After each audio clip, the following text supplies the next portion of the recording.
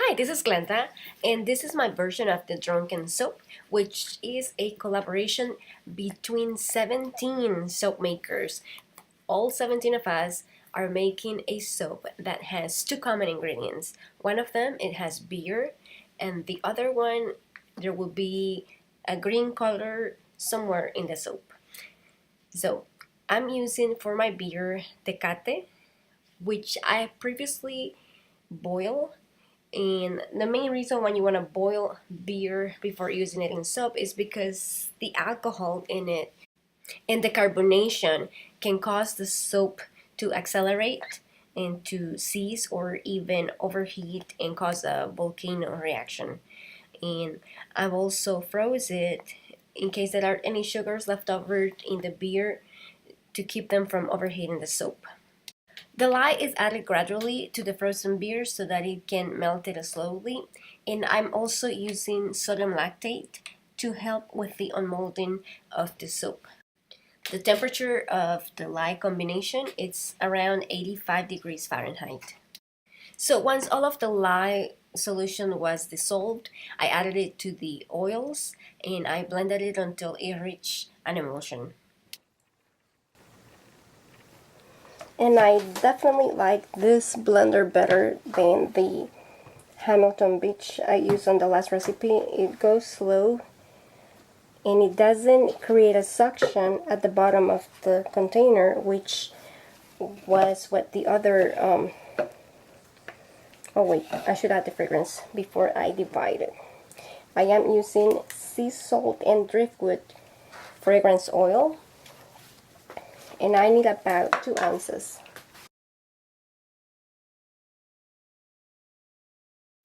The fragrance, it's oriented, I think, for guys. It does have a manly smell.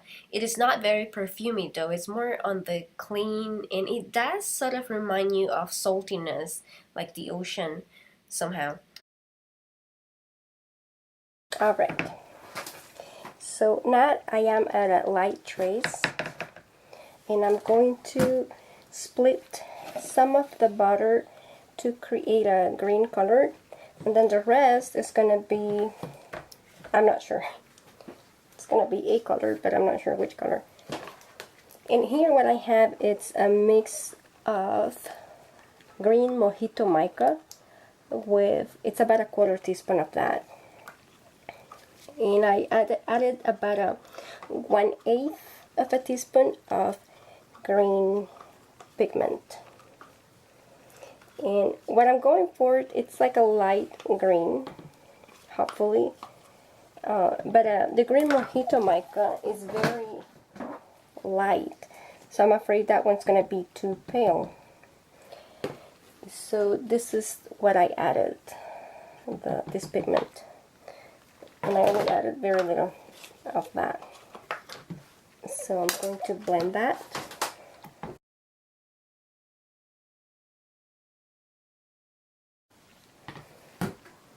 So one part of the challenge was to use beer, check. The other part was to use the color green, check. So from now on, I'll follow the design idea that I had for this, which is to add some blue. So I'm adding a 1/4 teaspoon of this, I believe it's the ultramarine blue pigment, but you can't read it because it's just not visible from the label. And I'm also going to add about 1/8 of a teaspoon of the green pigment.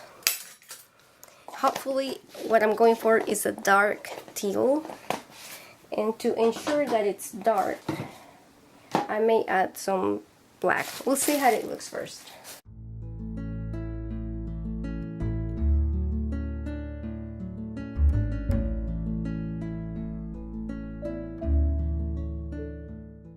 Okay, this looks like it's gone to heavy trace, so I'm going to blend this in.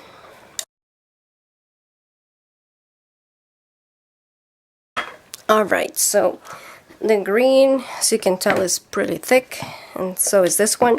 This one looks like a hunter green right now, but it should turn to more like a teal. And let me get the mold. Alright, so what I'm going to do is that I'm going to use a divider, and I'm going to put the green portion on one side, and it's quite thick. Maybe I'm doing too much of a water discount on this. I'm not sure, but it will be cured faster. The rest is going to be filled with the thicker green, which should turn to some sort of teal. The idea is that it represents water, but not more like a swampy water, like dirty water, because it will go well with the embeds that I'm going to put, which I'm going to show you in a few minutes. And then the green is supposed to represent the maybe plants or I'm not sure, leaves that could be in the marsh, and that could be food for the embeds we'll have.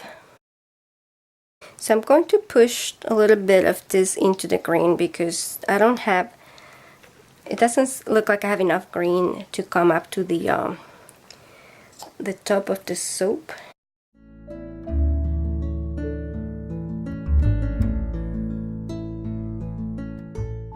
Right, so I straighten out the top of the soap, and the green is almost not visible. So what I'm going to do is that I'm going to try to push it in so it can be seen, and then it may also imitate the texture of the plants or the leaves that I want them to look like. So now it's time for the embeds, and what they are is just they're small hippopotamus, and it's not the full body, it's just the top. So when I was looking at how to make the hippos, I was researching or just googling through pictures of them, and I came across several articles that explain what to do. Well, not several, but several that caught my attention. And one of them was talking about what to do if you encounter a hippo in the wild. And though I don't think there are hippos anywhere close to where I live, I thought it would make an interesting read. So what I learned is that hippopotamus, they don't eat meat. They're not predators. They eat herbs, or not herbs, but plants, plant matter. But they will attack humans if they feel threatened. So if you ever find yourself in the company of a hippopotamus, the first thing you don't want to do is that you don't want to spook them, because if they feel threatened, they will run towards you and perhaps trample you. And if they yawn, it doesn't mean that they're sleepy. It means that they're feeling threatened. So you don't want to see a hippo yawning. But anyway, this is what it looks like.